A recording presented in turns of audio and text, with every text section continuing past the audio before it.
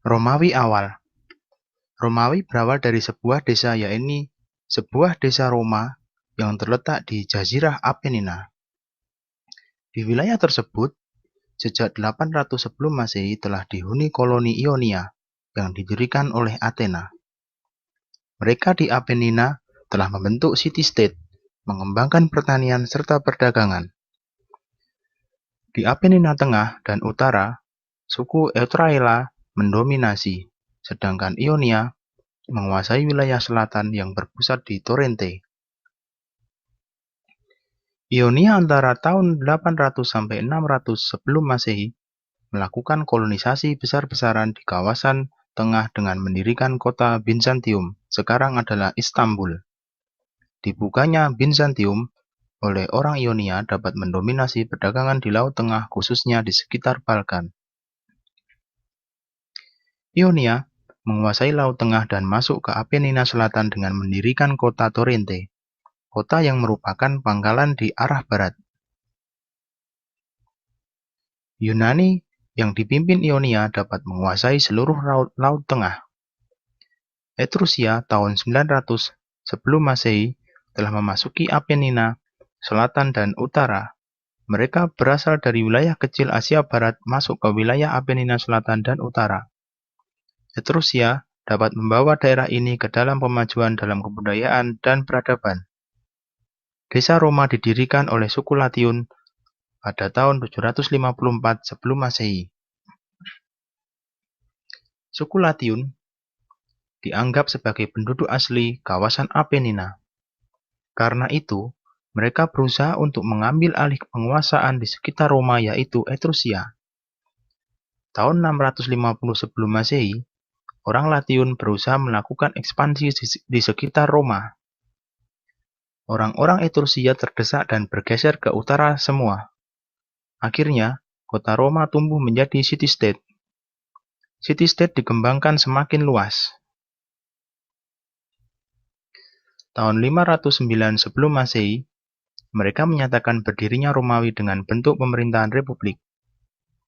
Yunani mampu menelurkan ide dan pemikiran, tidak mampu melaksanakan, sedangkan Romawi mampu melaksanakan ide dan pemikiran Yunani. Republik Romawi. Dalam pemerintahan Republik Romawi, ada senat atau majelis yang merupakan wakil-wakil dari rakyat, yaitu tributa, surita, dan centurista. Tributa mewakili rakyat, curiata mewakili kelompok bangsawan, dan centurista mewakili kelompok militer. Kendali tiga kelompok dalam senat itulah Republik Romawi melakukan ekspansi untuk menguasai seluruh Apenina. Romawi melakukan ekspansi yaitu 1. Tahun 275 sebelum Masehi terjadi perang antara Romawi versus Torrente. Tahun 246 sampai 146 sebelum Masehi terjadi perang besar yang disebut sebagai Perang Ponia. Menghadapi Torrente lebih berat, sehingga muncul perang besar antara Roma versus Torrente. Perang tersebut dimenangkan oleh Roma, sehingga wilayah seluruh Apenina dikuasai oleh Roma. Kemudian di luar Apenina, yaitu Pulau Sisilia, waktu itu dikuasai oleh Punisia, yang berpusat pemerintahannya di Kartago, Tunisia.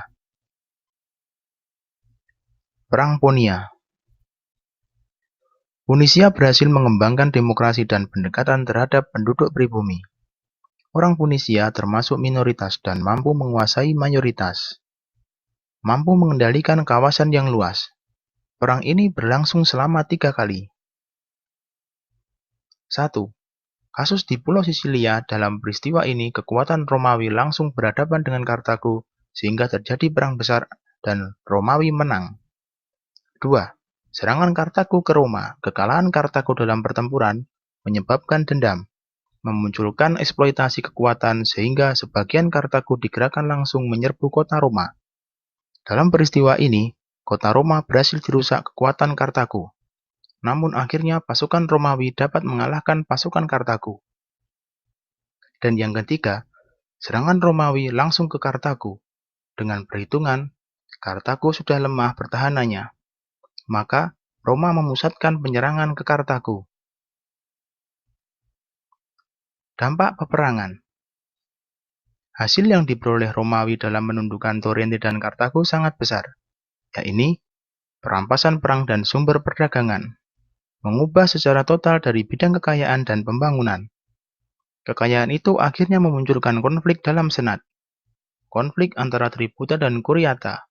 Persoalannya yang mendasar adalah pendominasian hak oleh Curiata dalam mengelola kekayaan negara dan pemerintahan. Dalam situasi aman, Tributa dan Curiata yang memikirkan pemerintahan. Tributa mengusulkan adanya undang-undang yang mengatur kekayaan pribadi dan negara. Konflik ini berkepanjangan sehingga didamaikan oleh dua sekawan, yaitu Julius Caesar mendekati Tributa dan Pompeius mendekati Curiata. Bagaimana hasil perdamaiannya? Julius Caesar dapat memegang kekuatan Tributa, sedang Curiata dipegang oleh Pompeius. Akhirnya, Julius Caesar mendatangi Curiata untuk menjemput Pompeius. Kedatangan Julius Caesar diprediksi akan menyerbu Curiata. Curiata melarikan diri. Pompeius kemudian lari ke Mesir. Di Mesir, justru Pompeius dibunuh oleh Cleopatra. Maka, Julius Caesar menjadi satu-satunya pendamai dan sekaligus Julius Caesar dinobatkan sebagai pemimpin Romawi. Bagaimanakah Romawi di bawah Julius Caesar?